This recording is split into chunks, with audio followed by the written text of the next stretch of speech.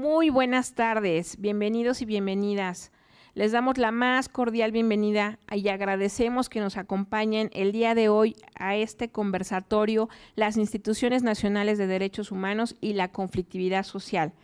Quisiera compartirles también que esta actividad se da en el marco de la 27ª Asamblea General de la Federación Iberoamericana de Ombudsperson y es resultado del interés de distintas instituciones nacionales de fortalecer las actividades del grupo de trabajo temático sobre conflictos sociales que es liderado por la Defensoría del Pueblo de Perú.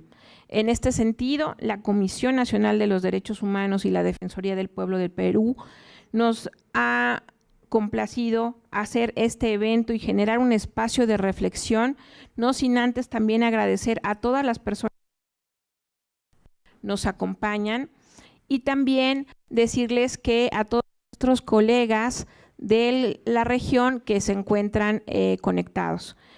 Antes de presentar a nuestros destacados invitados, bueno, voy a comentar que el maestro Rolando Luque Mogrovejo, defensor adjunto en conflictos sociales y gobernabilidad de la Defensoría del Pueblo del Perú, así como coordinador del Grupo de Trabajo de Conflictos Sociales de la Federación Mexicana de Ombudsperson, será el encargado de moderar este evento.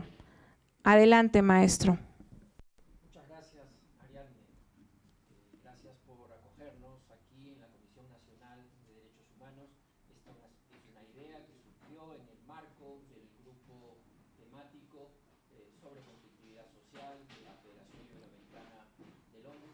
No está prendido.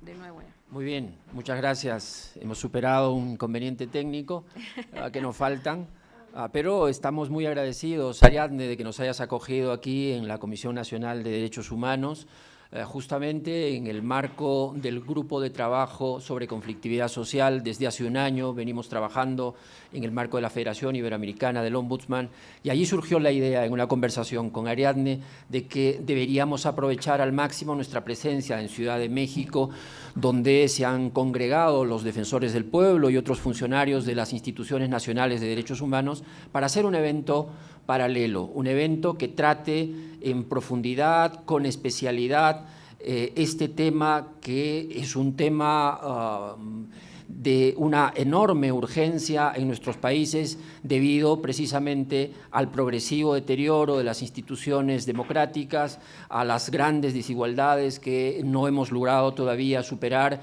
y que producen presión social, movilizaciones, protestas y se requiere, por tanto, instituciones que intermedien, se necesitan espacios para dialogar e intentar superando estos problemas. Y justamente para eso es que hemos invitado a nuestros amigos que gentilmente han aceptado participar en este evento.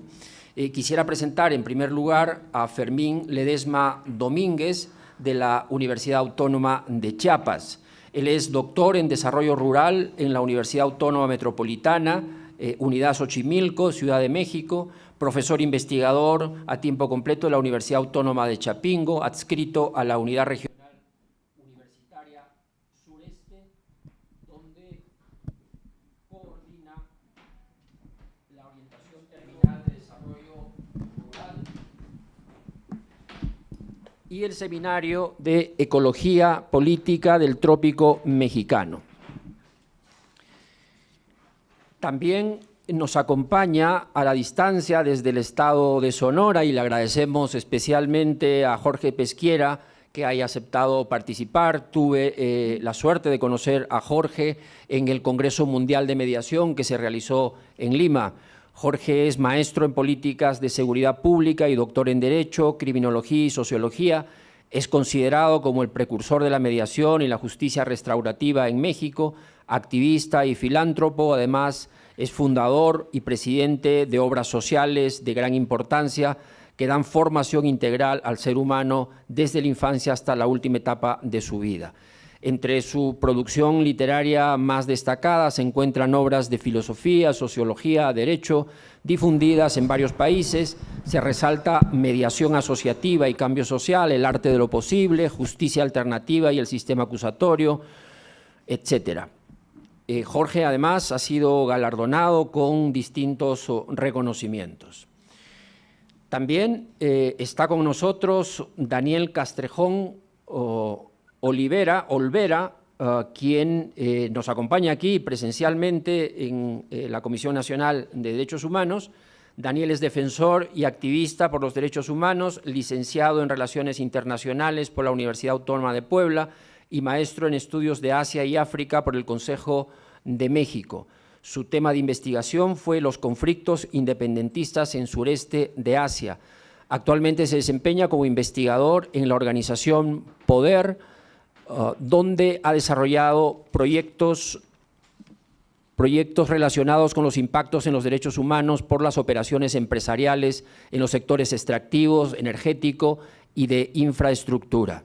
Y ha aceptado también acompañarnos esta tarde y le damos especialmente las gracias a Cristina Muñoz. Cristina es politóloga y graduada por la Universidad Complutense, máster en Geopolítica, Territorio por la Universidad King's College de Londres, trabajó en CEPAL de Naciones Unidas y actualmente es asesora del programa MINSUS de GIZ y colaboradora permanente del grupo temático sobre conflictividad social, así como de otros grupos constituidos en el marco de la FIO. La mecánica de este conversatorio es que vamos a darle la palabra en primer término a Fermín Ledesma Domínguez por 10 minutos. Cada uno de los participantes tendrá 10 minutos.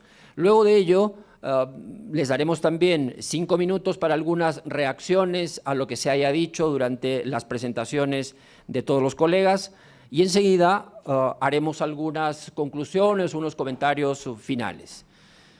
Entonces, con mucho gusto, le damos la palabra a Fermín Ledesma Domínguez. Adelante, por favor. Muy buen día a todos y todas.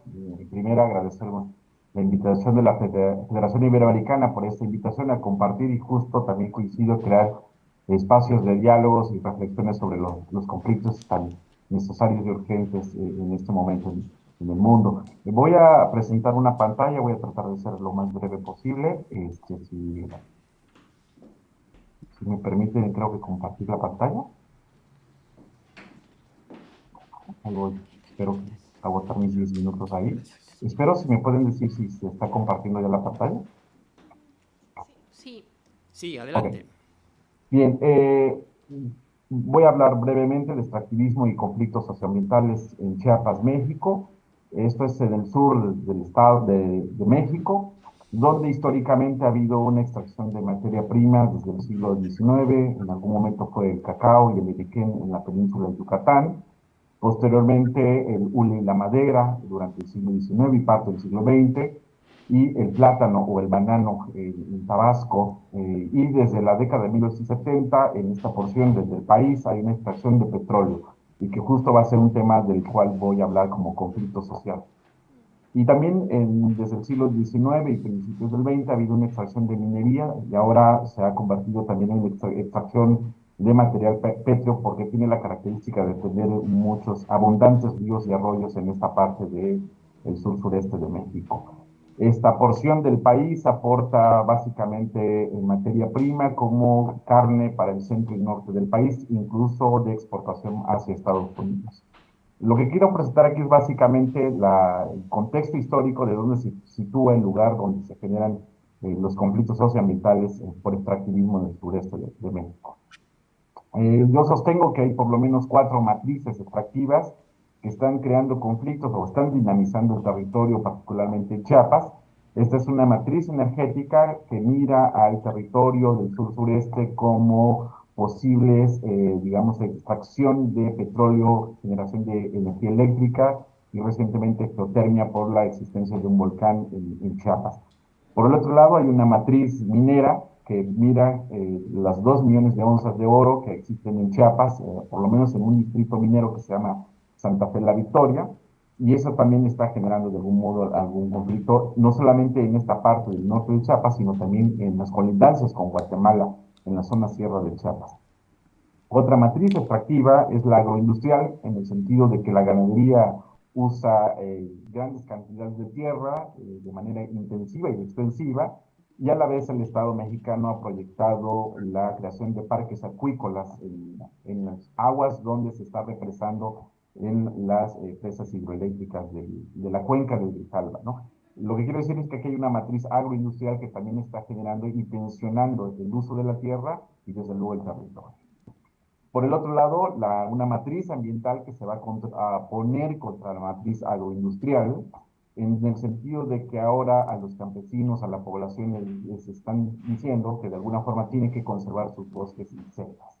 Y hay un proyecto amplio que se llama el Corredor Biológico Mesoamericano, que plantea conectar la selva del Petén guatemalteco, la selva lacandona en México, con la zona de los Chimalapas en el estado de Oaxaca. Es decir, básicamente hacer un corredor ambiental que contribuya a la reducción del cambio climático. De alguna forma, estas son las 4 matrices, digamos, extractivas que están dinamizando y tensionando el territorio en esta parte del sur-sureste. Si uno lo trata de ver, digamos, en un mapa, pues aquí puede ver cómo de pronto están indicando la dinamización del territorio por estas matrices productivas. Por un lado, las existencias de cultivos o de monocultivos como palma de aceite, la proyección de una zona de interés geotérmico, de geoparque a la vez también, el parque acuícola que utilizan las aguas de las presas hidroeléctricas, el distrito minero, y la ampliación del color oscuro es la ampliación de las zonas de prospección petrolera y extracción petrolera, ¿no? Pues tenemos un territorio complejo por estas matrices productivas. Evidentemente hay un capital transnacional interesado en este territorio, desde Canadá con Fortune Bay, de México está el conglomerado Diablos Offshore, Halliburton Inglaterra, Minera Frisco, que es el capital mexicano, lo mismo que Industria Peñoles y Renel Oil Corporation de Canadá. Tienen Regal Spring, que es una empresa que se especializa en la pesca acuícola, interesado en, digamos, en invertir en esta región. Incluso ya muchas de ellas tienen inversiones, ¿no? Lo que planteo que todas estas matrices productivas y extractivas están generando un daño desigual, en tanto que se está sacrificando una zona para beneficiar otra. Estas son imágenes que me encontré en una isla, que se llama Isla del Carmen, también en el sur-sureste, en el estado de Campeche, donde la petrolera que saca, digamos, gas y aceite de esta región del cual estoy indicando de Chiapas, pues lleva relativamente algunos beneficios a otras zonas, digamos, del país, pero que incluso no pueden considerarse como beneficios. Este es un parque ecológico que puso esta empresa en Campeche. El territorio del cual hablo es este territorio habitado por mestizos e indígenas zoques, una población de 252,000 habitantes, del cual el 44% se asume como población indígena. Y este va a ser un dato relevante posteriormente en el tema de las consultas previas y libres e informadas. Es el norte de Chiapas, lo cual es habitado por población zoque indígena y que implican 20 localidades o 20 municipios de Chiapas. Uno trata de hacer un acercamiento a este mapa y encuentra un territorio complejo, del cual yo le llamo la geografía del saqueo, porque está inmerso con planes de minería, gasoductos, geotermia, geoparque, hidroeléctricas, levantamientos de veda para utilizar agua de las cuencas hidrológicas de esta región y el establecimiento también de un campamento de la Guardia Nacional, que es básicamente la militarización de este territorio. Pues tenemos un territorio muy complejo, dinamizado por esta...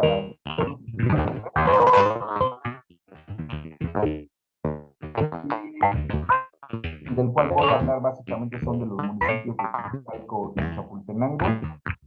Creo que me están escuchando, creo que por ahí un ruido.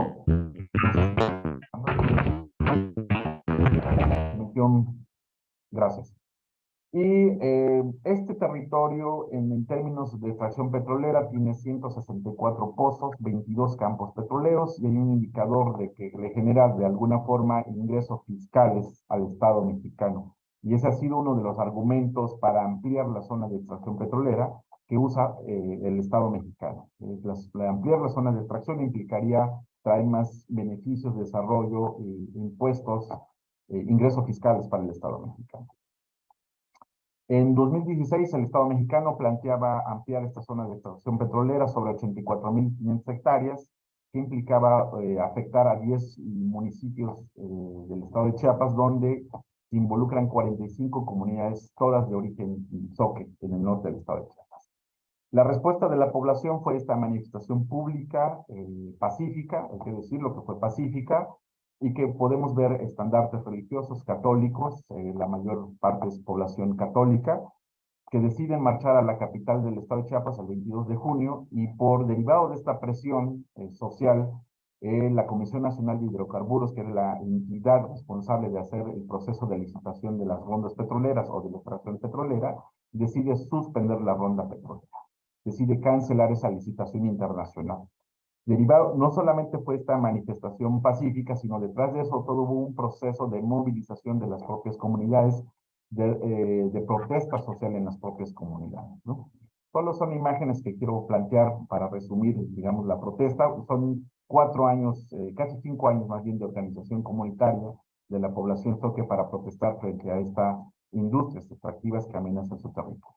Y aquí yo trato de plantear algunas preguntas. ¿Por qué las comunidades no tienen sus propias consultas? Y esta es una petición y una posición política de las propias comunidades.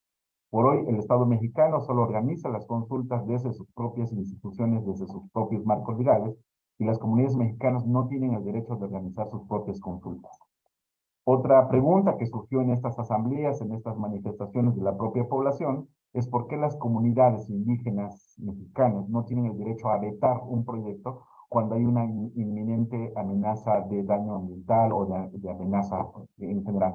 ¿Y por qué no hay una posibilidad de que las comunidades tengan esa garantía de poder vetar proyectos que los afectan? Solo son imágenes de cómo la gente se fue apropiando, digamos, de esta protesta social de rechazar el tema de la ronda petrolera en sus territorios. Este es un primer hecho, y este es un segundo hecho que está vinculado con la industria petrolera. Ocurrió apenas hace un par de meses, el 25 de julio de este año, un derrame de hidrocarburos muy cerca de este lugar del cual he estado mencionando, en Pichucalco, Chiapas, y este derrame afectó básicamente el consumo de agua entubada a la ciudad de Villahermosa, por lo menos durante 2 días. Hubo una población afectada de 600,000 habitantes de Tabasco, básicamente, y que también cortó el suministro de agua para consumo animal en Chiapas. La narrativa, digamos, que utilizó el Estado mexicano es esta, básicamente, que es básicamente una extracción ilegal de combustible, de gas y aceite, que hizo posible este derrame.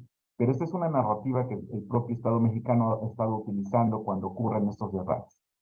La población local dice que básicamente es falta de mantenimiento a los ductos, a las instalaciones de Pemex, que está generando los derrames de hidrocarburos.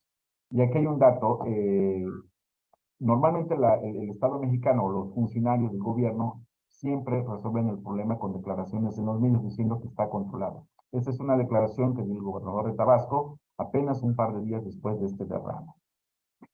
Bueno, un análisis muy rápido, podríamos ver que en estos casos, tanto en el derrame como en la expansión de la extracción petrolera, podemos ver que hay violaciones a los derechos humanos, y lo pongo en cursivas el tema de derechos humanos, porque también estamos dejando de ver los derechos de los animales y de la propia naturaleza. Hay una serie de violaciones al ambiente y al territorio, el derecho a la consulta previa, libre e informada.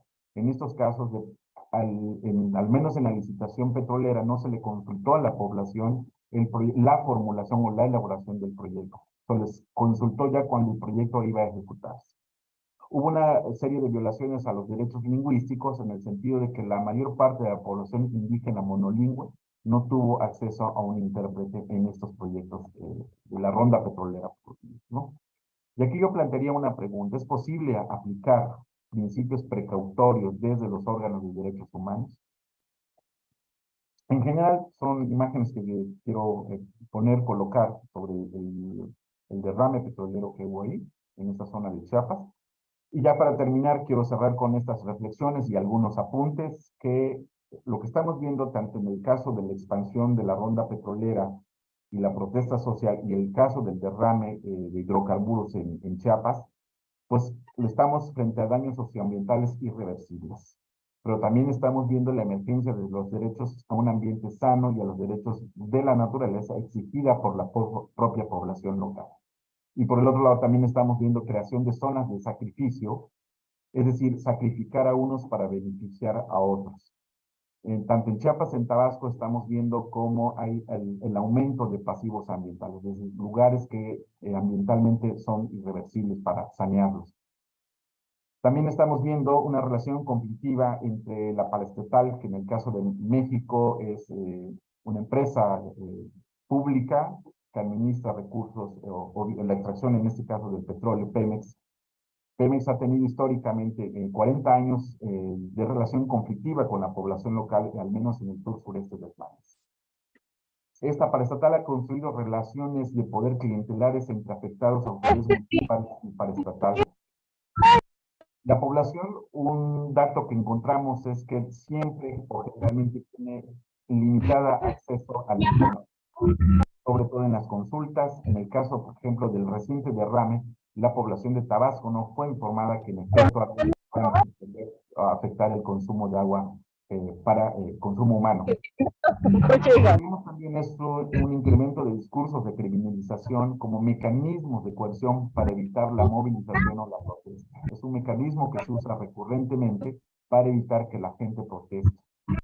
Y finalmente encontramos también una cultura de la espera contra los afectados ambientales. Es decir, el Estado mexicano siempre promete que algún día se va a resolver esto, que algún día tendrán mejores desarrollos, mejor infraestructura pública, educación, salud, y eso nunca llega, al menos en esta población. Yo plantearía algunos retos desde las defensorías. Hay que comprender y reconocer que estamos ante la emergencia o la exigencia de poblaciones urbanas, rurales, campesinas, indígenas, a un ambiente sano, como un nuevo, al ambiente entendido también como un nuevo actor social y que supere más allá del folclore a las comunidades indígenas. También reconocer los derechos de la naturaleza y los derechos de los animales a un trato y vida digna que supere nuestra visión antropocéntrica. Promover el principio precautorio en resoluciones a favor de poblaciones y comunidades indígenas cuando se ponga en riesgo la sobrevivencia humana, animal y de la propia naturaleza, aun cuando no haya evidencia científica de posibles daños. Nosotros nos hemos encontrado que en el caso de la extracción petrolera no hay estudios recientes o estudios científicos que evidencien daños contra la población humana. Sí hay evidencias científicas en Estados Unidos, pero que de pronto eso no son aplicables al contexto mexicano. Y por eso no se pueden aplicar de pronto principios precautorios.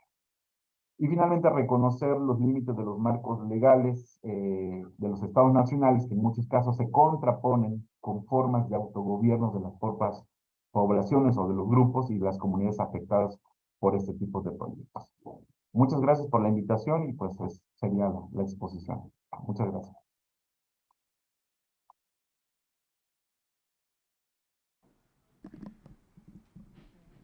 Muchas gracias, Fermín. Muy interesante comentarios, tu presentación. Ya tendremos oportunidad de hacer comentarios más específicos al finalizar esta primera ronda. Quisiera ahora dejar en uso la palabra a Cristina Muñoz. Adelante, Cristina. Hola, ya, se escucha. Muchas gracias, Rolando, Ariadne, gracias por la invitación. Y bueno, excelente oportunidad de poder aprovechar este espacio en el marco de la Asamblea y el Congreso de la FIO y de todo el trabajo que viene haciendo el grupo de trabajo de conflictos sociales. Por mi parte, como mencionaba Rolando cuando me presentó, trabajo en la cooperación alemana, en la GIZ, entonces, bueno, nosotros abordamos algunos de estos temas con una mirada regional o incluso global y también, bueno, viendo algunos de los desarrollos normativos que están siendo impulsados desde Europa, que me gustaría comentar un poco más adelante para ponerlo sobre la mesa en la conversación que venga después, ¿no? En este sentido, nosotros trabajamos mucho también en el marco de empresas y derechos humanos, ¿no? Y en este sentido, el actuar empresarial, como sabemos bien, genera obviamente beneficios económicos, empleo, etcétera, pero también graves impactos y vulneraciones sobre los derechos humanos, sobre todo a nivel local. Y bueno, y si de hecho nos centramos en la industria extractiva o incluso en minera, esos beneficios pueden ser relativamente escasos, ¿no? Sobre todo si hablamos en términos de empleo. En este sentido, solo mencionar que, bueno, como ustedes conocen bien también, ¿no? Desde 2010 tenemos una agenda global, un consenso global que fue aprobado, de hecho, por unanimidad en el Consejo de Naciones Unidas, que son los principios rectores sobre empresas y derechos humanos, que son en este marco de actuar que, de hecho, se ha convertido en una agenda de mínimos, ¿no? Que, de hecho, bueno, no son vinculantes, luego hablaré un poco de eso, pero sí es una agenda global consensuada de cuáles son las responsabilidades diferenciadas entre los actores y qué mecanismos tenemos para abordarlos, ¿no? Entonces, en este sentido, esta agenda, estos principios rectores divididos en 3 pilares, abordan por un lado este primer pilar referente a la obligación de los estados de proteger los derechos humanos, que obviamente seguro vamos a tocar más en profundidad a lo largo de la sesión.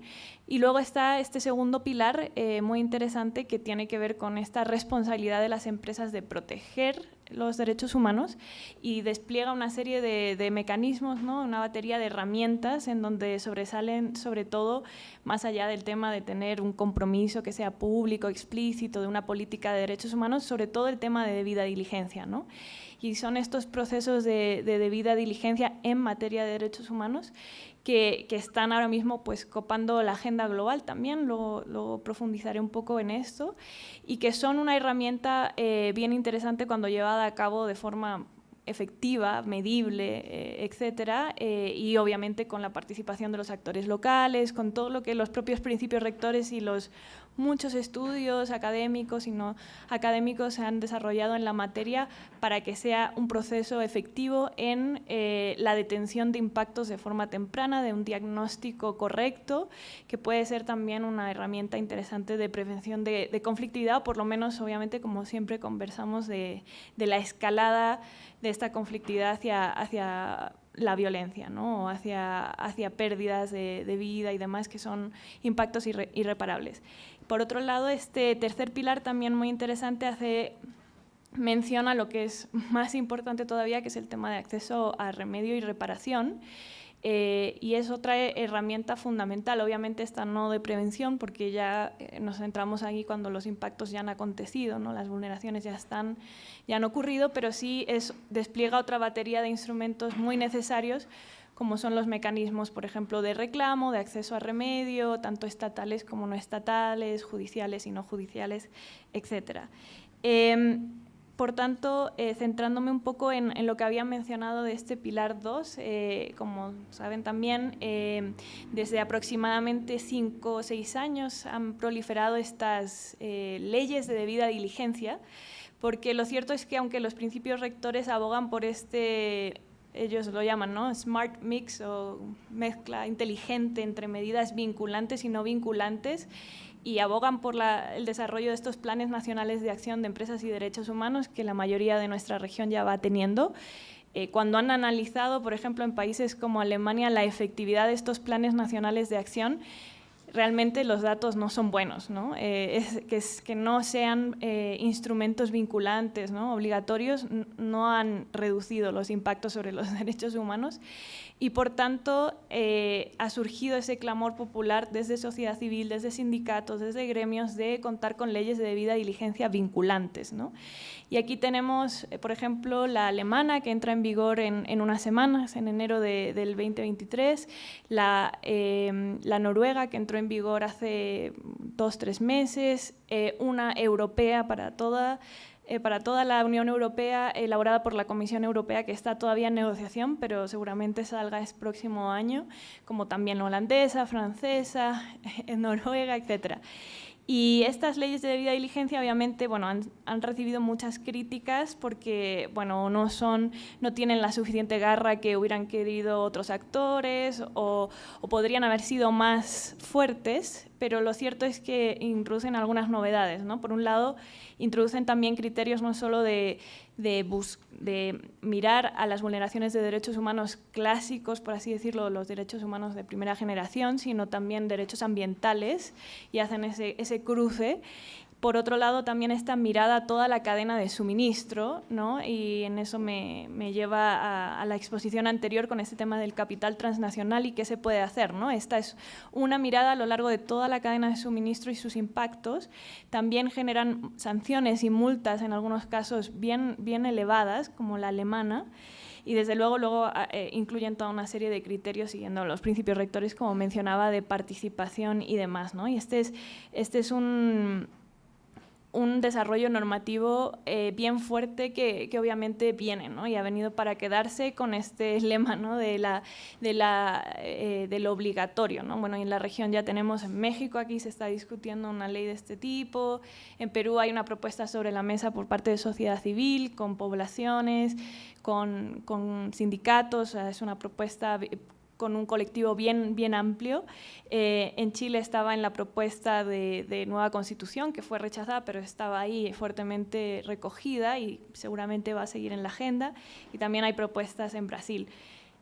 Sumado a eso, también están surgiendo, ¿no?, otras tendencias, como también saben, vinculados en este mundo, ¿no?, de los impactos empresariales, y son estas certificaciones también a nivel de mina, que ya no son certificaciones corporativas. Ya sabemos que todo a nivel corporativo está muy bien y siempre rankea en lo mejor, sino que son certificaciones concretas para minas concretas, algunas de ellas muy exigentes, por ejemplo, como la de IRMA, que también están generando nuevas herramientas para las empresas para utilizarlas en ese relacionamiento social, o sea, y también utilizarlas porque estas certificaciones, que incluyen dos novedades, una que son a nivel de mina y dos que incluyen auditorías por terceros, que eso no estaba ocurriendo antes, requieren que se ponga a disposición de estos auditores una cantidad de datos e información de la mina muy amplio, que puede ser una oportunidad para volver a las comunidades locales, a los actores clave, y devolver esos ejercicios y poner a disposición esos datos, ¿no? Y toda esa información, y reforzar un poco esto que también conversábamos, que aparecía en la presentación anterior, de retos y desafíos relacionados con el acceso a la información. Entonces, solo mencionando todos estos temas, vemos que hay una batería de instrumentos, de herramientas cada vez más amplias por parte de las empresas, porque lo cierto es que, al menos en el sector minero, que es en el que trabajo yo, ya han asumido un rol en muchos de los países de la región mucho más activo en estos temas, debido a que se han visto, ¿no?, también en la obligación de hacerlo, más proactivos, más preventivos. Obviamente estas herramientas no son perfectas, como he mencionado, hay infinidad de críticas y podemos también conversar más sobre ellas, pero son herramientas interesantes en las que profundizar y ver si realmente pueden o no ser herramientas interesantes de prevención, también para impactos y vulneraciones, como también para conflictividad, ya que identifican tendencias, ¿no?, como son los propios mecanismos de reclamo. Entonces yo dejaría por ahí mi intervención, Rolando, y muy atenta a luego el conversatorio. Muchas gracias, Cristina. De hecho, lo que acabas de plantear es una forma de institucionalizar el tratamiento de los conflictos sociales a nivel de las industrias extractivas. Toda esa relación de problemas que Fermín Ledesma en su presentación nos ha hecho, ¿no? A ver cuánta capacidad va a tener de aquí en adelante esta corriente, que pasó de ser una corriente de opinión o simplemente normativa y voluntaria desde Naciones Unidas, a convertirse ya en instrumentos legales de exigencia obligatoria para las empresas. Vamos a verlo y quizá lo conversemos en la segunda ronda. Vamos a escuchar ahora con mucha atención a Jorge Pesquiera. Jorge, desde el estado de Sonora, por favor, tienes la palabra. Hola, muy buenas tardes a todas y todas. Agradezco la invitación, me siento como si fuera de casa, ya que soy titular de la Cátedra Extraordinaria Nelson Mandela, de Comisión Nacional de los Derechos Humanos. Y bueno, este es un tema que nos impacta a todos, a quienes estamos conversando y a la sociedad mundial en general. decenas de miles de conflictos esparcidos, en particular en América Latina y el Caribe, nos llama a la reflexión. Por otra parte, parece mentira que después de más de 50 años de escrita la obra Las venas abiertas de América Latina de Eduardo Galeano, estemos aún el día de hoy replicando, ¿verdad?, esto de las extracciones mineras y cómo hay un aprovechamiento sistemático, no solo en el caso de México, sino de América Latina y el Caribe. Ese es un tema que debe ser objeto de estudio profundo por las comisiones nacionales de derechos humanos, por las defensorías del pueblo, ya que esta realidad, como señalaba Fermín, no es únicamente de la región que ahora nos hizo el favor de presentarnos y que puedo comentar, Fermín, que este fenómeno se repite no solo en México, sino mucho más allá de nuestras fronteras. En el caso de México, bien sabes, la tragedia que se vivió en el estado de Sonora con el derrame que generó Grupo México y que generó el desastre ambiental de índole minero más grave en la historia de México. Aún al día de hoy no hay una solución a una tragedia que puede tener salidas políticas, puede tener salidas económicas, pero no tiene salidas en cuanto al nivel, la dimensión del daño producido al medio ambiente. Y por otra parte, más grave aún, el tema que tiene que ver con el daño, las lesiones emocionales experimentadas por los habitantes de 7 municipios de la región. Estamos hablando de un derrame que impactó al río Sonora, al río Banamichi, 40 millones de litros tóxicos que fueron dispersados, y que lo más grave es que, siendo el Grupo México la empresa más poderosa de América Latina en minería, ¿verdad?, se negó desde que se generó el derrame que estuviera sucediendo, y todo esto provocó daños críticos a la salud, violación a los derechos humanos en todos sus ámbitos, sobre todo en uno que es el más relevante de todos, el de la vida. Han muerto niños, niñas, personas adultas de la tercera edad como consecuencia precisamente de la contaminación provocada en esta región. Es importante, pues, cuando nosotros hablamos de decenas de miles de conflictos en América Latina, conflictos sociales, es muy importante que nosotros distingamos las distintas categorías de conflictividad social, ¿no? Y mirar también el hecho de que es urgente que las comisiones nacionales de derechos humanos, que para mí son la expresión explícita de la justicia, considerando la justicia como portadora de derechos inherentes al ser humano por el solo hecho de serlo, nos da una pista de cómo es que las comisiones pueden convertirse en las conciencias de los gobiernos nacionales. ¿Por qué? Porque lamentablemente, por muchas razones, indiferencia, intereses económicos o de distinta índole, pasa que los sucesos quedan por ahí en una carpeta olvidados, y en otras ocasiones se va pateando, como se dice vulgarmente, el bote, hasta en tanto se genera una paz sepulcral, se pudiera decir, ¿no?, a través precisamente de esta especie de simbiosis que se produce y que no debiera pasar entre los estados-nación y entre empresas extractoras, o bien empresas que también tienen otras actividades, pero son depredadoras del medio ambiente. Quiero señalar que todos los conflictos que ahora mismo se viven en América Latina, si los correlacionamos nosotros con los objetivos para el desarrollo sostenible 2020-2030, vamos a encontrar cuál es la causa de la conflictividad. Y vuelve a aparecer en escena. Basta con precisar los primeros 5 puntos de los objetivos para el desarrollo sostenible para encontrarnos nosotros con el hecho de que particularmente nuestra región no ha hecho la tarea correctamente, o tenemos graves deficiencias para este propósito. La eliminación de la pobreza, que es una tarea urgente, que es un compromiso ancestral de nuestras sociedades, está ahí restregando en el rostro de los estados-nación el hecho de que es la más extrema de las violaciones a los derechos humanos.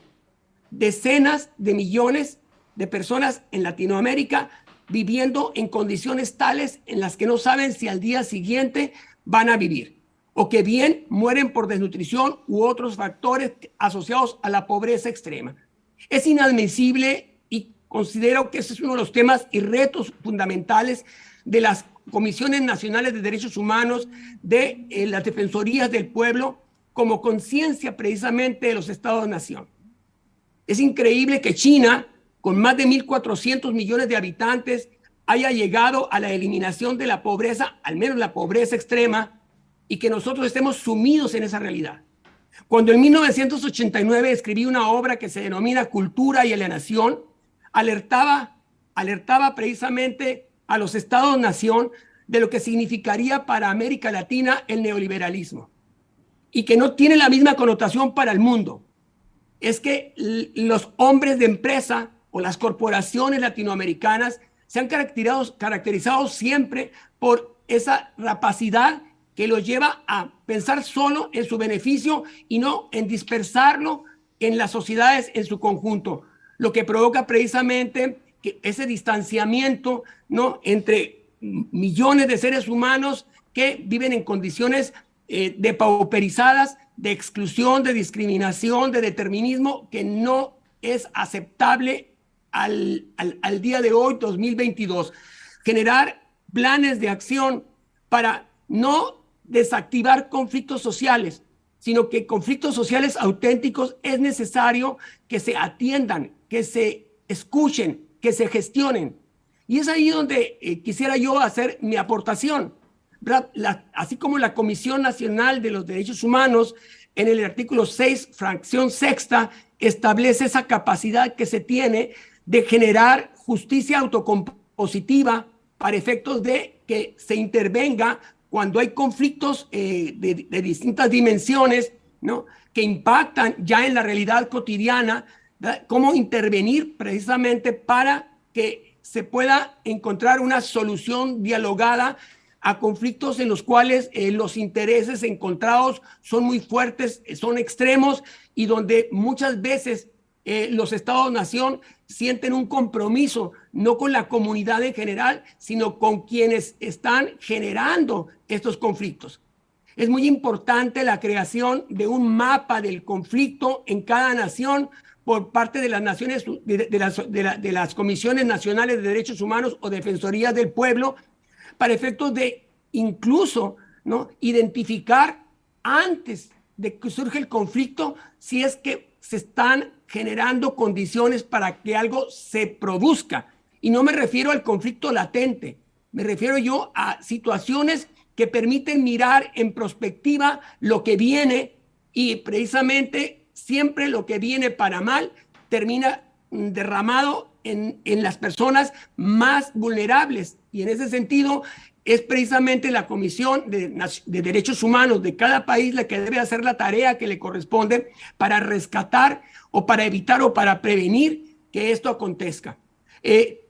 Un mapa en el cual, si están identificados, como de hecho sucede en América Latina y el Caribe, bueno, definir o delinear cómo las comisiones pueden intervenir para efectos de empoderar positivamente a los grupos de movilización social, a excepción de aquellos grupos que se configuran artificiosamente, muchas veces por corporaciones que tienen interés en que eso acontezca.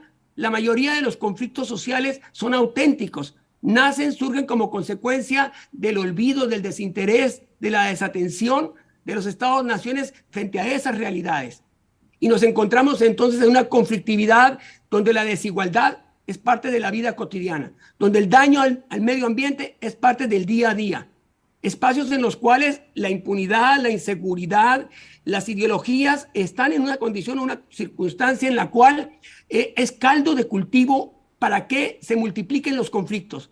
Y nos debe llamar la atención particularmente a quienes afecta o impacta. En lo personal, también debo decir que sí existe la viabilidad de que ustedes, como instituciones protectoras de los derechos fundamentales de nuestra especie y en particular de nuestra región, deben tener una proactividad más consistente en relación con estos temas. Cuando yo me refería a los objetivos para el desarrollo sostenible, basta con hacer referencia a los primeros 5, que sería, ustedes bien saben, la eliminación de la pobreza, hambre cero, educación de calidad, salud y bienestar, y sobre todo igualdad de género. Es un drama que atraviesa las culturas no solo de nuestra región, sino del mundo entero. Sin embargo, es de enorme importancia fungir como vigilantes y como conciencia, vuelvo a repetir, de una realidad que estamos viviendo, que nos estremece, ¿no? Que no miramos cómo se pueda modificar a corto plazo, pero que sí hay un ente que tenga el perfil idóneo para identificar situaciones que vulneran derechos fundamentales, pues son precisamente las Comisiones Nacionales de Derechos Humanos y de Defensorías del Pueblo. Entonces, en este sentido, me parece a mí muy importante que se cuente o se disponga por las comisiones de unidades de justicia restaurativa orientadas precisamente a atender las necesidades de las personas involucradas en los conflictos sociales directa o indirectamente. Un buen ejemplo de lo que pudo haber sido exitoso y ahora está en riesgo es el acuerdo firmado en Colombia en noviembre del año 2016 sobre la paz, precisamente para desactivar el conflicto con las FARC. Y si ustedes miran el acuerdo de paz, en el punto 5 se establece que en el marco de la justicia transitoria, ¿verdad?, se produciría y se daría vida a través de la JEP, ¿no? Que este sistema especial de justicia que se tiene en Colombia, se daría vida precisamente a fórmulas para encontrar soluciones ya no al tema de la reparación material, más allá de identificar la verdad, más allá de dar los pasos que tienen connotación de esencia en la justicia transicional, a colocar en el centro a la persona. La persona está desatendida en los conflictos sociales. En las mesas se sientan y se revictimiza. El caso de Cananea es un caso de revictimización. El caso de Pasta de Conchos es otro acto también de revictimización, en la medida en que se obliga a sentar a las víctimas y que no hay condiciones apropiadas para que quienes intervienen realmente expresen, manifiesten y hagan lo que corresponde para, de alguna manera, paliar el daño emocional que se ha producido a las personas. Pues lo que tenemos nosotros es injusticia.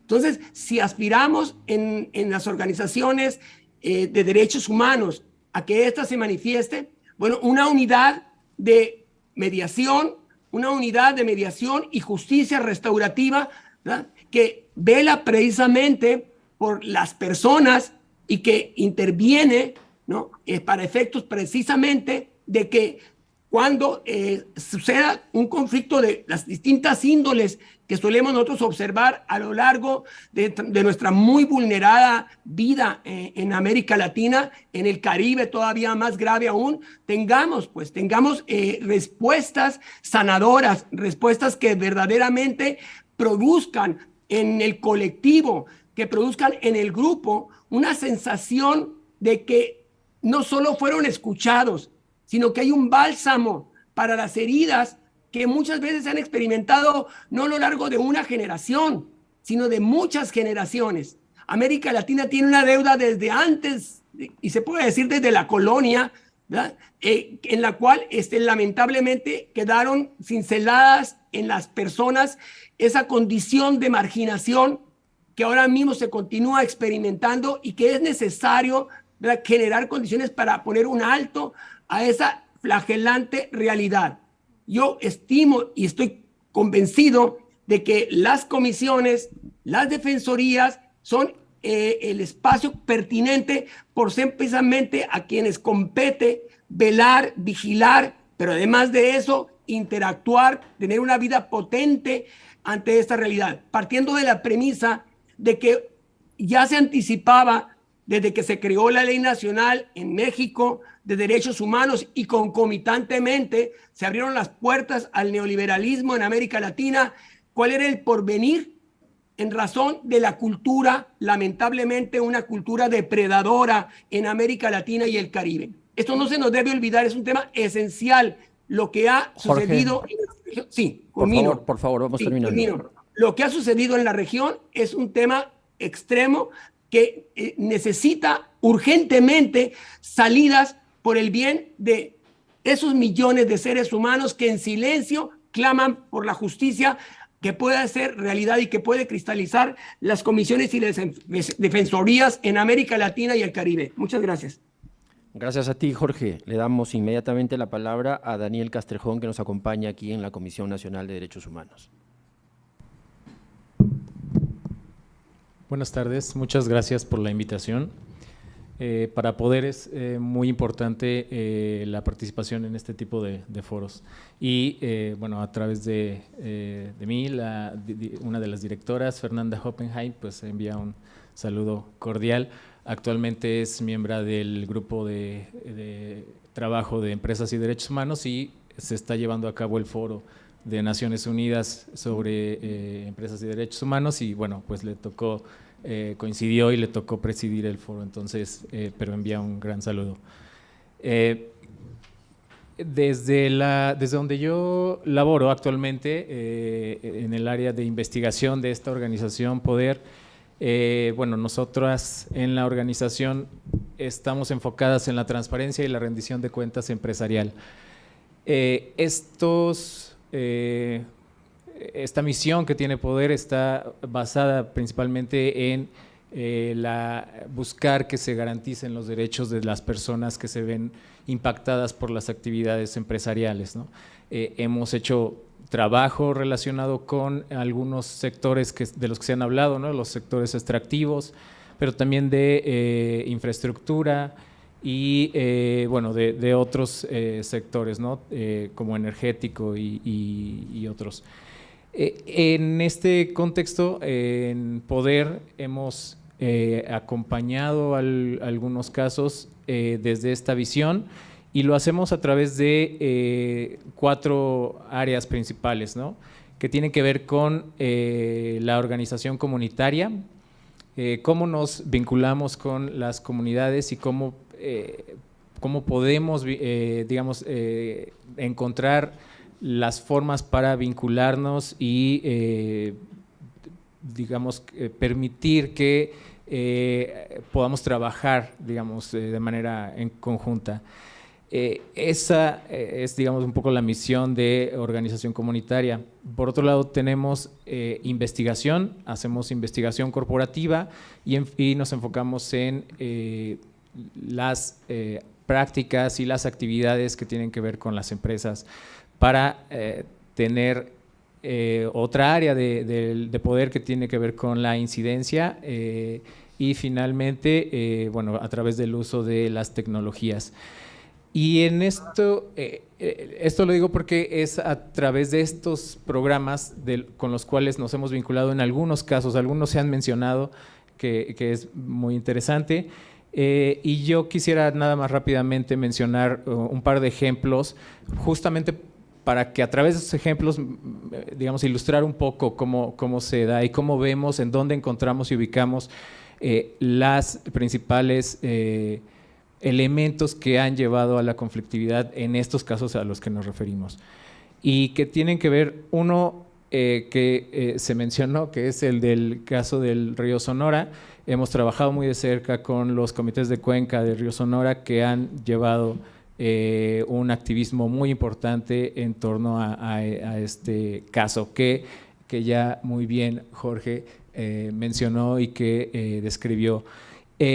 Tal vez lo que me gustaría resaltar, añadiendo un poco a lo que mencionaba y a esta relación tan desproporcional que se vive en la región, es la relación que se tiene de una comunidad o de varias comunidades frente a las empresas, es una relación muy desproporcionada, que no está dada solamente por el peso que puede tener la empresa, sino también por las condiciones y los marcos regulatorios legales que existen, ¿no? Dentro de las cosas que se han mencionado y que también me gustaría apuntalar es que muchas veces esta relación desproporcionada que lleva a que se cometan estas violaciones a derechos humanos está dada porque existen las condiciones para que esto ocurra. En Poder vamos un poco por este enfoque en el que mencionamos que las actividades empresariales muchas veces recurren a prácticas ilegales, pero incluso a través de las prácticas legales hay un beneficio que se obtiene de manera desproporcionada por parte de las empresas, ¿no?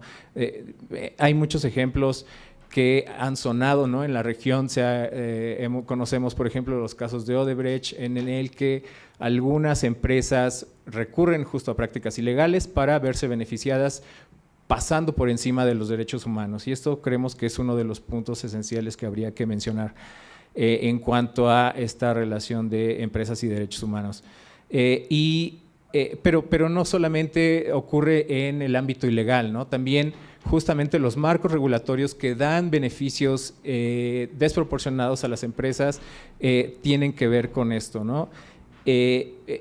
Por ejemplo, el caso de la ley minera. Desde Poder participamos en varios espacios y ahora en un espacio que se llama Cambiémosla Ya, que tiene como principal objetivo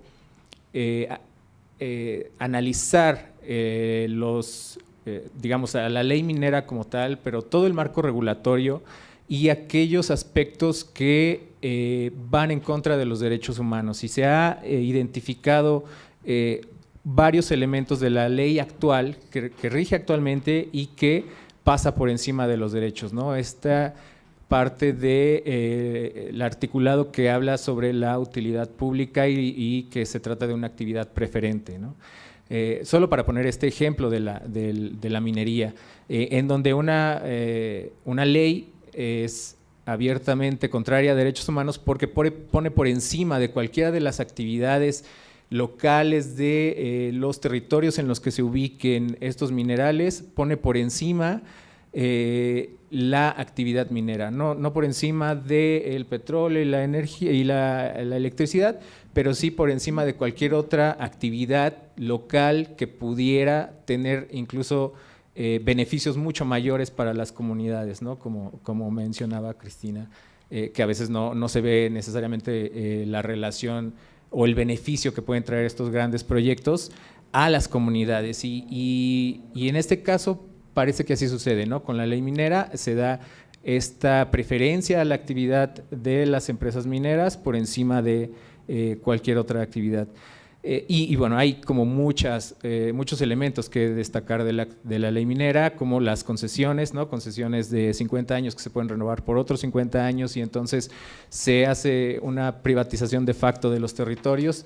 Y me parece que eso, ¿no? En ese sentido, un poco el asunto también tiene que ver con la observancia que se hace respecto a los marcos regulatorios, a las leyes que son abiertamente contrarias a derechos humanos y que en la realidad están generando y que están contribuyendo a este contexto de conflictividad que deriva en violaciones de derechos humanos y que deriva en situaciones mucho más graves de ataques a defensores de derechos humanos y de todo este clima que conocemos y que lamentablemente ocurre en nuestra región, países como México, Colombia, los más complicados para la defensa de la tierra y el territorio y el medio ambiente, ¿no? Entonces, por ahí es por donde consideramos que se trata de el asunto de la conflictividad en el contexto de las actividades empresariales. Otro de los, y solamente para terminar con lo del río Sonora, actualmente se terminó de construir una presa, me parece 10 veces o no sé cuántas veces más grande que la que provocó el derrame y que nunca tomó en cuenta la participación de las comunidades para esa presa, ¿no? si ya había habido este evento con la presa pequeña, esta mega presa pues representa actualmente un peligro potencial devastador para las comunidades de la región, ¿no? Bueno, eso es por el lado del caso del río Sonora. Hemos apoyado y acompañado procesos organizativos en la Sierra Norte de Puebla con proyectos mineros que buscan extraer oro en Ixtacamaxtitlán, Puebla, por parte de la empresa Almadent Minerals, una empresa canadiense que digamos ahora está suspendido las actividades de la empresa porque se negó la manifestación de impacto ambiental al no encontrar la viabilidad, ¿no?, ambiental de este proyecto. Y es interesante porque la región también ha enfrentado los embates de este tipo de proyectos, pero también de otro tipo de proyectos que se están apuntalando en la región, como hidroeléctricas y otros proyectos que, si bien pudieran parecer alternativas como energías o de baja contaminación, solamente mencionar que también representan un foco rojo para los temas de conflictividad, ¿no?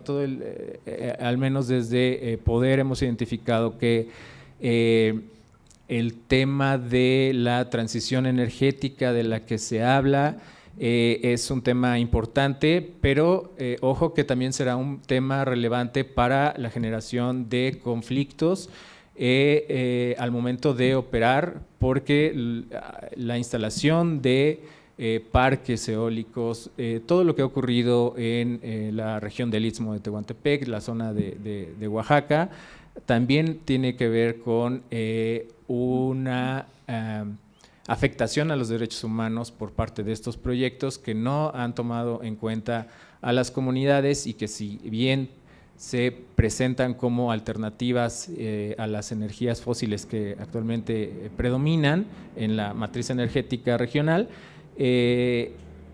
también están generando afectaciones a los derechos humanos, y es una cuestión que tenemos que tener mucha atención.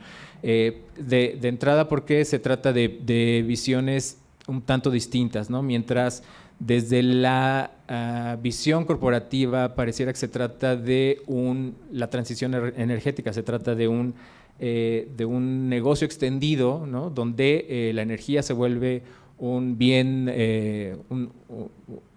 sí, más desde una visión mercantilista.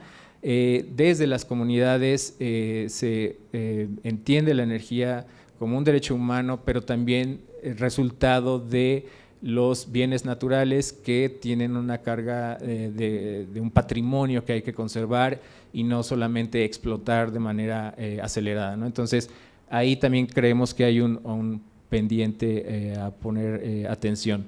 Y bueno, quería mencionar un par de cosas respecto a la manera en la que se llevan estos procesos de consulta indígena y los procesos de consulta en general, que han sido una constante en estos proyectos, pero que hay que tener mucha atención en la manera en la que se tiene que avanzar hacia ellos, no de manera impositiva, como mencionaba al principio el doctor Fermín, sino adecuados a los contextos de las comunidades. Y bueno, con eso cerraría. Muchas gracias.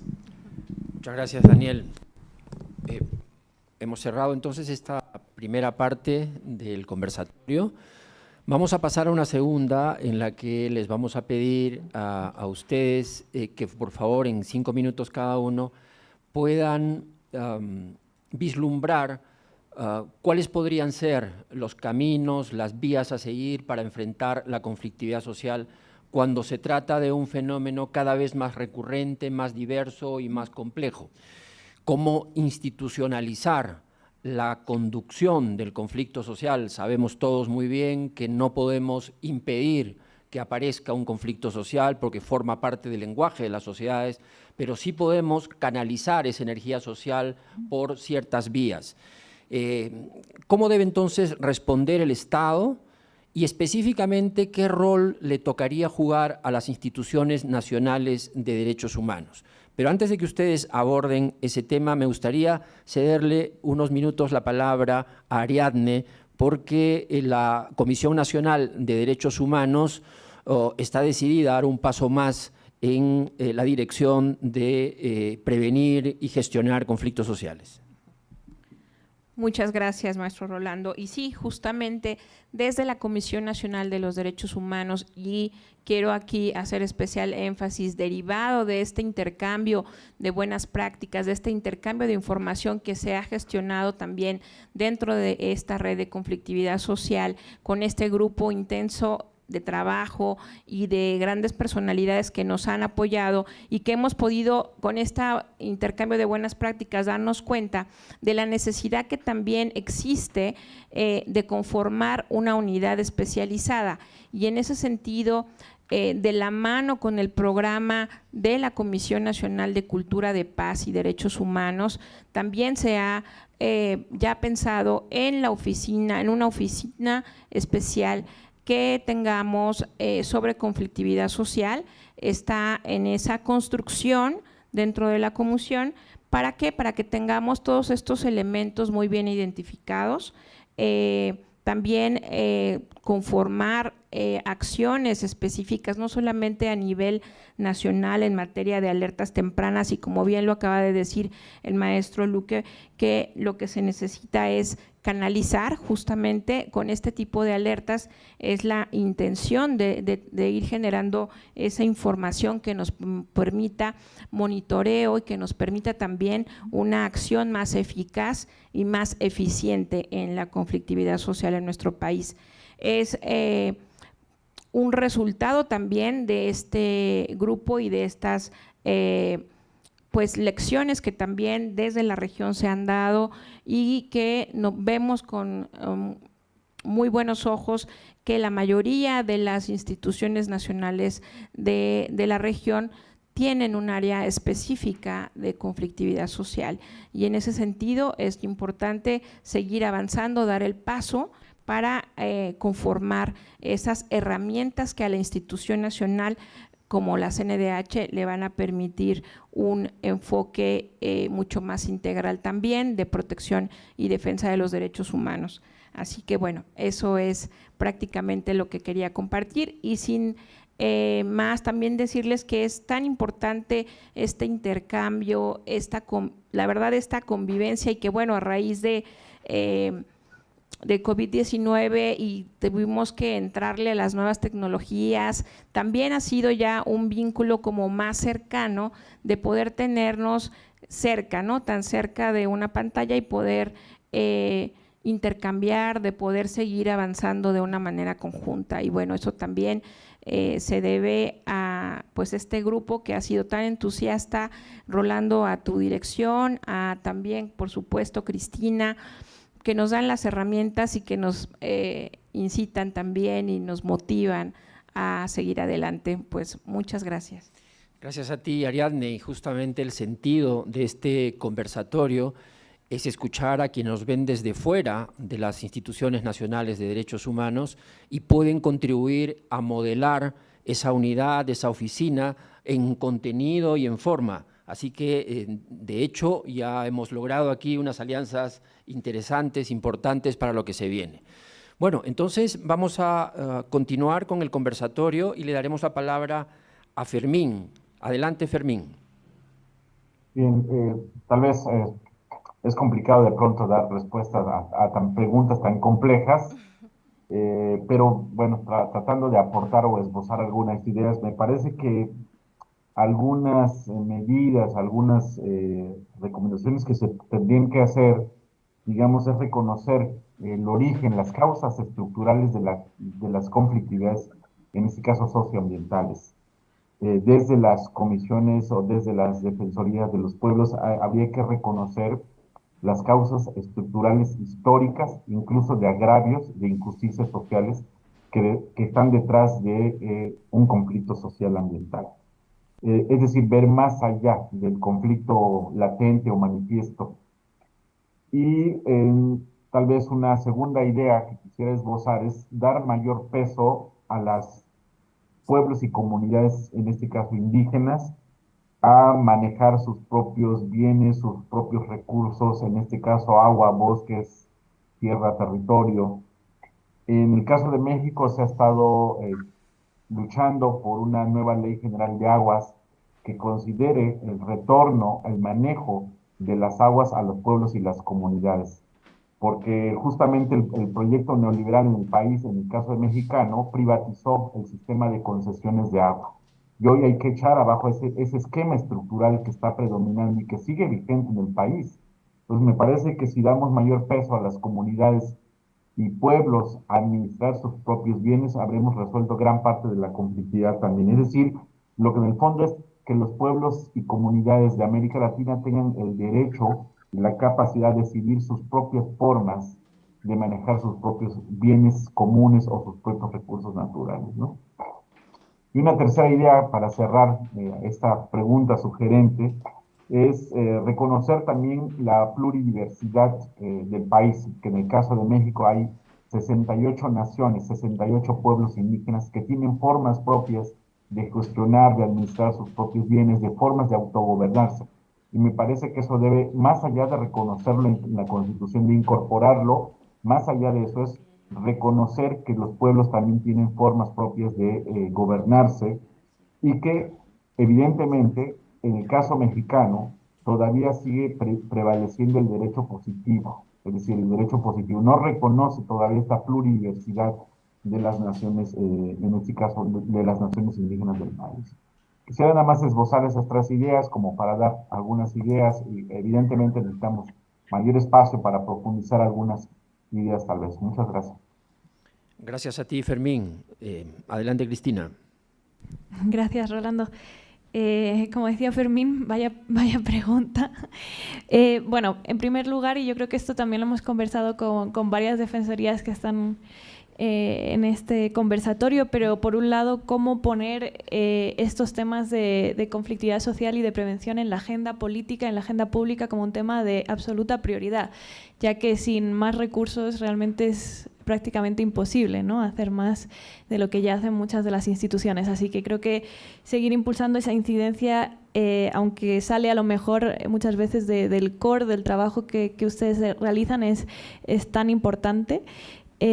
Por otro lado, me tomo, ¿no?, de lo que comentaba anteriormente, del tema de unidades especializadas y de un análisis más profundo, ¿no?, que vaya más allá de esas de la contingencia, del día a día, de la urgencia de un conflicto social hacia las causas estructurales. Y aquí esto también lo hemos conversado también con Rolando, esta idea de ir más allá para mirar, ¿no?, algunos casos, para poder ver qué fue bien, qué no fue bien, desde una mirada un poco más alejada, ¿no?, y ahí trayendo a esa evaluación a otros técnicos también con miradas de fuera de la Defensoría, que permita justo salirse de la contingencia del día a día, pero eso también, como mencionaba inicialmente, requiere recursos. En este sentido, también, bueno, en generar estas alianzas, por supuesto, 100% de acuerdo con el tema de empoderar actores clave, no solo comunidades, sino también los actores que están en territorio, gobiernos locales, gobiernos regionales. La Defensoría no está en territorio, no puede llegar a todo el rato. Sabemos que, por ejemplo, en algunos casos, como en el propio caso peruano, esos gobiernos regionales y locales son extremadamente débiles y ahí hay mucha incidencia que realizar en justamente capacitar en diálogo social, ¿no? Y también generar alianzas como en conversatorios como estos y estos espacios con academia, con otro tipo de actores, pero también, como mencionaba al inicio, con empresas que también monitorean, que también tienen mucha data que puede ser muy interesante incluir en la medida de lo posible, ir generando esas alianzas también con gremios empresariales que están mirando también a estos temas, también por supuesto desde su perspectiva, con su subjetividad, con otro tipo de herramientas, pero que contribuyen enormemente también a dar una partecita más del puzzle y ir perfeccionando el monitoreo que ya realizan. Creo que me quedaría por ahí, Rolando. Gracias, Cristina. Le damos la palabra ahora a Jorge. Adelante, Jorge. Bien, Pues en lo personal considero que deben generarse condiciones en América Latina y el Caribe para establecer escucha obligatoria a las comunidades. O sea, no es potestativo que intervengan o no. Y cuando me refiero a comunidades, en principio, evidentemente, es a las que va a impactar aquel proyecto que se va a instrumentar. Y claro, escuchar también a quienes tienen interés en instalarse en esos espacios o territorios, y por eso precisamente el diálogo antes de que se suscite algún conflicto es esencial para que en sinergia se desarrollen proyectos. Claro, inadmisibles aquellos proyectos que atentan contra la integridad del pulmón del mundo que se encuentra en América Latina, uno de los pulmones del mundo, ¿verdad? En toda el área y zona de la Amazonía, que también contempla a nuestro país y a otras regiones del continente. Es esencial que se elabore sobre la protección de esos territorios. Por otra parte, es muy importante también como bien se señalaba hace unos minutos, el respeto a la plurinacionalidad en cada país es muy importante. O sea, no se puede regatear a las comunidades originarias el concepto y toda la importancia y relevancia que tiene el término nacionalidad. O sea, son naciones indígenas, porque esto tiene que ver con el empoderamiento y una serie de elementos de los que no se dispone. No basta con respetar, sino lo importante es ingeniar cómo generar condiciones para que precisamente esas comunidades, esas culturas, tengan las condiciones de ejercicio de poder. He tenido el privilegio de interactuar con grupos, con comunidades de Bolivia, de Colombia, ¿no? Y hemos incluso reflexionado sobre la importancia que tiene para México el hecho de que haya un empoderamiento por parte de estas organizaciones. Entonces, yo vuelvo a repetir, y ya para concluir, un elemento también muy importante es que independientemente de que estamos en pleno ejercicio de la globalización como sociedades, no debemos olvidar, ¿no?, que la redistribución del agua es vital para cada país. En México no puede estar en unas cuantas manos el agua, porque el agua en México se utiliza desde el punto de vista mercantil. O sea, ¿cuánto más gano si utilizo el agua para tal o cual producto? Y estoy de acuerdo, ¿verdad? Puede haber un equilibrio, pero una vez que se satisfaga la autosuficiencia alimentaria del país, o sea, si en las condiciones que se vive y la pobreza extrema genera esa realidad que ya conocemos, imaginemos nada más por un momento qué pasaría con México si en este momento tuviéramos una debacle económico, político, y dónde está la autosuficiencia alimentaria.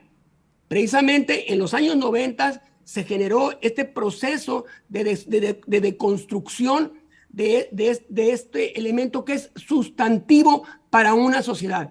Para cada sociedad en América Latina, cómo alcanzar esa autosuficiencia no tiene que ver con un nacionalismo trasnochado. Tiene que ver que estamos en una aldea global, pero lo primario es cuidar de las personas que habitan en una sociedad. Y ahí las comisiones nacionales de derechos humanos, las procuradurías del pueblo, tienen una labor muy relevante. El cuidado del agua y hacia dónde se conduce el consumo de esa agua es vital para el presente y futuro, incluso para la supervivencia de ustedes y nosotros en el planeta. Muchas gracias, Jorge. Le damos ahora la palabra a Daniel. Gracias. Bueno, concuerdo con muchas de las cosas que ya se dijeron anteriormente. Me parece muy importante lo que mencionó al principio el doctor Fermín. Hay que tener eso muy en mente.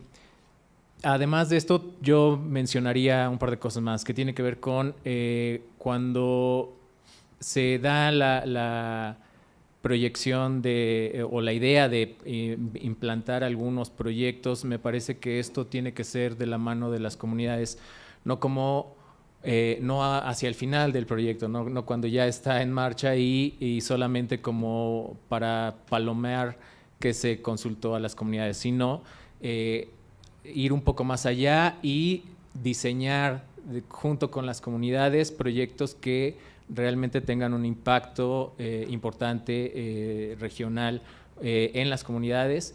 me parece que es fundamental, algo que hemos visto y que también me parece que es importante en algunas de las regiones del Istmo de Tehuantepec y de esta región, es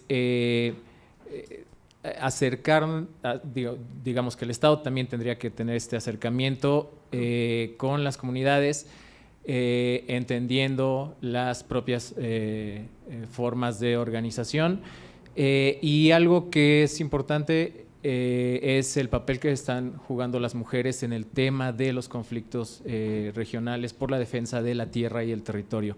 Se están liderando, las mujeres están liderando la toma y el diseño de alternativas y el manejo de la tierra en distintas regiones, ¿no? Al menos desde Poder hemos estado cercanos a compañeras de la Sierra Norte que han emprendido acciones muy puntuales como forma de organización frente a los proyectos extractivos, de manejo forestal, manejo de los recursos de manera comunitaria, y esos son ejemplos de que hay otras formas que funcionan y que funcionan bastante bien, en el que las mujeres están tomando un papel relevante por las formas tan distintas en las que se da la propiedad de la tierra en México, ¿no? Donde es una cuestión mucho más masculinizada, ¿no? Entonces, son algunas de las cosas que mencionaría, y bueno, en Poder también lo que logramos fue hacer una evaluación de impacto en derechos humanos en la Sierra Norte, más bien quienes lideraron fueron las comunidades, quienes lideraron y diseñaron sus propias metodologías para recabar información y para el diseño de una evaluación de impactos en derechos humanos fueron las comunidades, y se logró generar estas investigaciones y estos insumos que presentan la manera en la que estos proyectos, en el caso de la minera Almadens, estaría impactando los bienes de las comunidades. Entonces, me parece que es una metodología que se puede utilizar por parte de los organismos públicos de derechos humanos para tener un acercamiento y una participación respecto a este tema de la conflictividad, ¿no? Muy bien, muchas gracias, Daniel.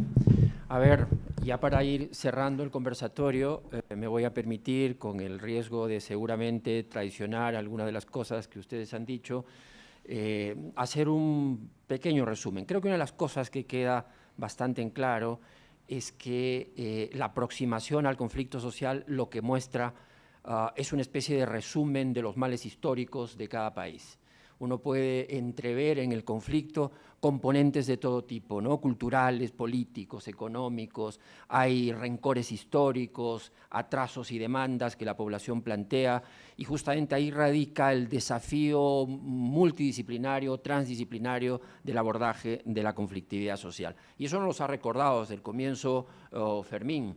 Fermín nos ha dicho que las sociedades son cada vez más complejas y que esa complejidad, por ejemplo, se expresa en las relaciones que hay entre las empresas, el Estado y la sociedad en el tema de las industrias extractivas. Además, ha planteado de manera muy puntual una agenda, solo voy a recoger un par de temas: los derechos de la naturaleza y los derechos de los animales, que si bien son corrientes cada vez más fuertes en el mundo, todavía no tienen una concreción normativa en varios de nuestros países.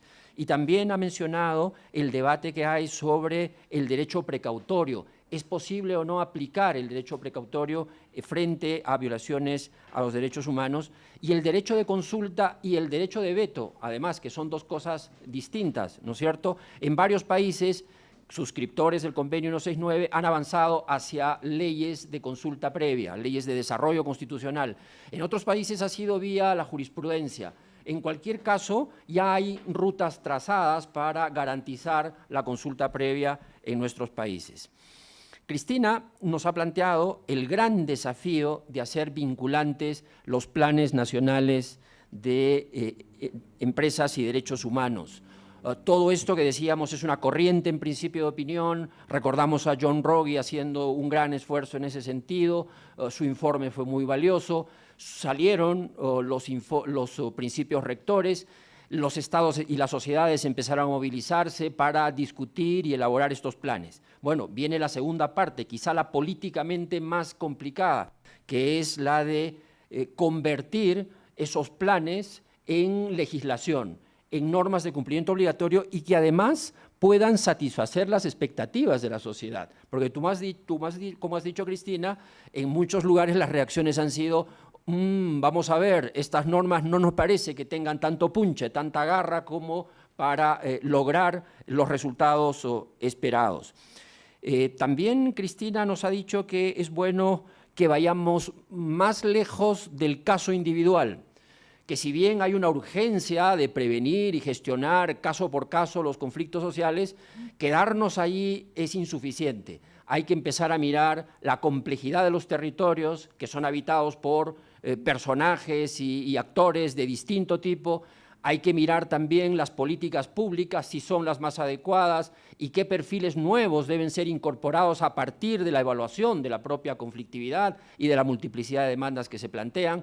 Y quizá ir un poco más lejos todavía, Cristina, y entrar a la discusión, como en el caso peruano, chileno, colombiano, donde estamos hablando ya de reformas institucionales para hacer mucho más representativo el sistema político y que cada uno de los ciudadanos sienta que no está siendo ignorado por las entidades estatales.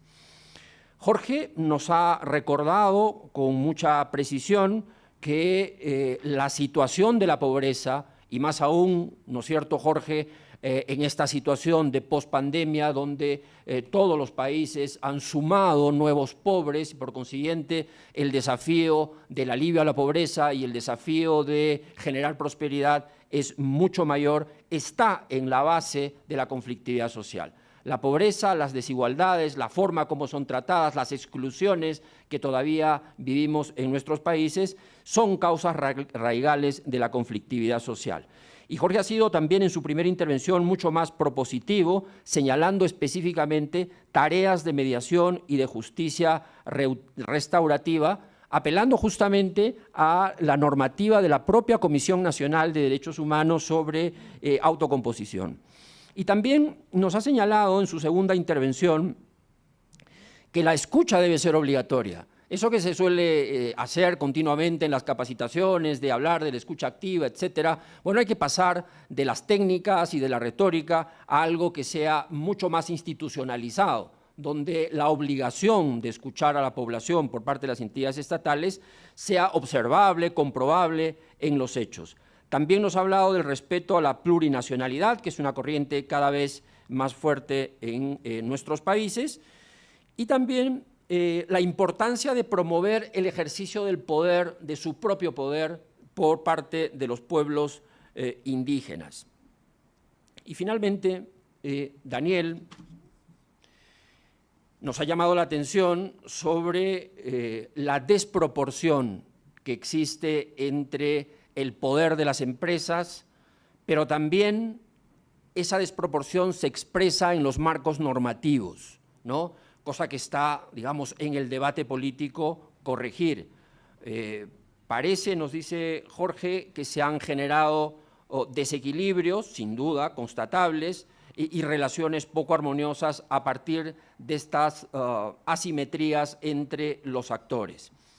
También es importante en su participación el que haya señalado que la sociedad civil debe ser parte de esta vigilancia permanente en relación a este tema y que el diseño de los proyectos, de todos los proyectos, y él ha puesto énfasis en los casos de minería, hidrocarburos, deben hacerse de manera participativa desde el día 1. Es muy importante que esto se ponga sobre la mesa, que se conozca y que se tenga la oportunidad de que los actores, que van a ser además probablemente impactados por esos proyectos, tengan la oportunidad de señalar con claridad cuáles son sus objeciones, en qué no están de acuerdo y cuál sería el probable beneficio de la existencia de un proyecto extractivo en su zona. Y me ha gustado mucho que al final de tu intervención destaques el papel de las mujeres, Sabemos que en nuestras sociedades padecemos todavía un mal muy antiguo de machismo y donde las mujeres están subrepresentadas en distintos espacios